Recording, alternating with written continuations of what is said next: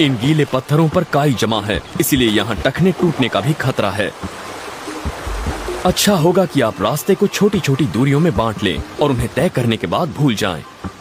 इस तरह से थोड़ा वक्त तो लगेगा, लेकिन यकीन मानिए जंगल के बीच से गुजरने से ये तरीका बेहतर है।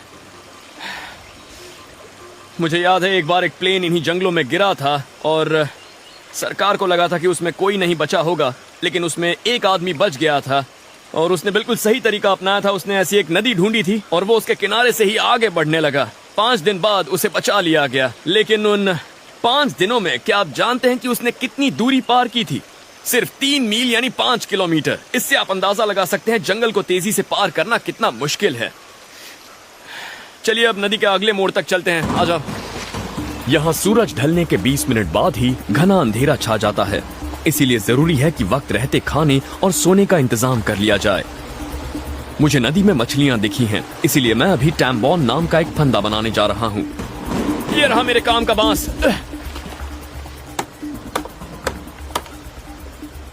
बोर्नियो के आदिवासी लोग भी मछली पकड़ने के लिए इस ट्रैप का इस्तेमाल करते हैं। ये मछली पकड़ने का तेज और असरदार तरीका है और इसमें चारे की भी जरूरत नहीं। भूख से मरने से तो अच्छा है ये बना लो। इसे बनाना आसान है और इसे बनाने के लिए जो चाहिए सब यहाँ मौजूद है। ओह ये देखो, ये बढ़िया बांस है और इसमें पानी भी है। बांस में मिलने वाले पानी में नदी के पानी की तरह पैरासाइट का खतरा नहीं रहता। यहाँ इतनी गर्मी है कि जहां भी पानी पीने का मौका मिले उसे गंवाना नहीं चाहिए। ये पतली बेलें फंदे को अच्छी तरह से बांधने के लिए सही हैं। पहला काम है बांस को बीच से काटना, ताकि मैं इसे खोखला बनाकर एक पाइप जैसा बना सकूं। तो अब मेरे पास एक खोखला पाइप है। पानी इसके अंदर से बहेगा और शायद मछलियां भी आ जाएं और उम्मीद है मैं कुछ पकड़ लूंगा। अब बांस के दूसरे टुकड़े को चीरकर मैं इसे एक जाल जैसा बना रहा हूं। अब इसे मैं इसके अंदर डालकर ऊपर से अच्छी तरह बांध लेता हूं ताकि ये नदी के बहाव से निकल न जाए। अब मैं इसे नदी में रखकर कुछ पत्थरों से दबा देता हूं।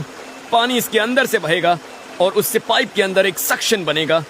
अगर नदी के इस हिस्से में कोई भी मछलियां आती हैं इस पूरे इलाके में, तो वो इसके अंदर से बहेंगी और फिर वो इसमें फंस जाएंगी, वो भाग नहीं पाएंगी। जब मिलिट्री में सर्वाइवल के बारे में सिखाते हैं तो सबसे पहले यही बताते हैं कि मछलियां प्रोटीन का सबसे अच्छा सोर्स होती हैं और उन्हें आसानी से पकड़ा जा सकता है। मुझे इसे बनाने में 15 मिनट लगे और ये रात भर यहीं रहेगा